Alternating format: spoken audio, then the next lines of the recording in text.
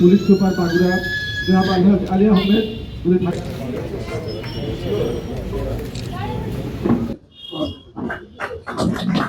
সবাই কর্মচারী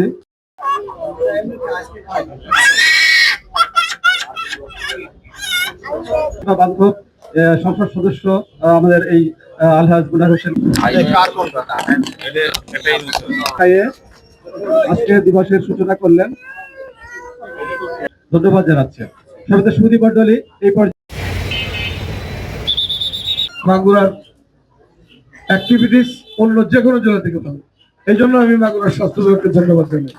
বারবার বিশেষজ্ঞরা কিন্তু স্বাস্থ্য খাতকে চরম বিপর্যয়ের মধ্যে পড়েছিল একথা কিন্তু হুঁশিয়ার উচ্চারণ করেছিলেন, এবং সত্যিকার অর্থে শুধু কথার ফুলঝুরি ছাড়া বিগত 17 বছর স্বাস্থ্য খাতের কোনো উল্লেখযোগ্য অগ্রগতি কেউ দেখেনি, এবং এই ধারাবাহিকতার কারণেই আজকে তো এইসব জিনিস তো আর একদিনে ঘটে না।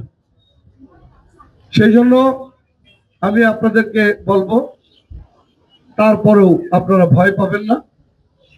যেটা আমাদের পুলিশ প্রশাসনের প্রধান সম্মানিত পুলিশ সুপার এবং আমাদের জেলা প্রশাসক সাহেব, ওনারা খুব সুন্দর করে বলেছেন যে আপনাদের ভয় আর ভীত হওয়ার কোনো কারণ নেই। তড়িৎ গতিতে এই প্রোগ্রামটা আয়োজন করেছেন এবং আমাদের এই মাগুরা জেলার সকল ছোট্ট সোনামণিরা নিরাপদ থাকুক, আমাদের সকলের প্রত্যাশা এবং সকলের কর্মসূচিটা এটাই হোক। আমি সবার জন্য শুভকামনা করি। সেগুলো বাস্তবায়ন করবো, মানুষকে সচেতন করবো, পাশাপাশি সরকারের পক্ষ থেকে চিকিৎসার জন্য এবং এটা নিয়ন্ত্রণে এবং নিবারণে যে কিনা শপথ গ্রহণ করার পরেই সঙ্গে সঙ্গে মাগুরায় এসে আগেই স্বাস্থ্য বিভাগের খোঁজ নিচ্ছেন এবং তিনি হাসপাতাল ভিজিট করেছেন এবং আমাদের প্রিয়জনের নির্দেশনা দিয়েছেন, সেই হিসাবে চলছে। এবং এই হিসাবে দেখবেন যে আগের তুলনায় অন্তত হাসপাতালটা পরিষ্কার পরিচ্ছন্ন আছে।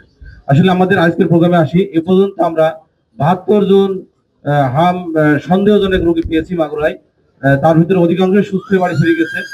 ইতিমধ্যে আমাদের 10 জন রোগী হাসপাতালে ভর্তি আছে। বিশেষ অতিথি হিসাবে উপস্থিত আছেন আমাদের সৌদাবাদী জেলা প্রশাসক মহোদয় এবং সম্মানিত অলরেডি আমাদের প্রায় 250-র উপরে শিশু রোগী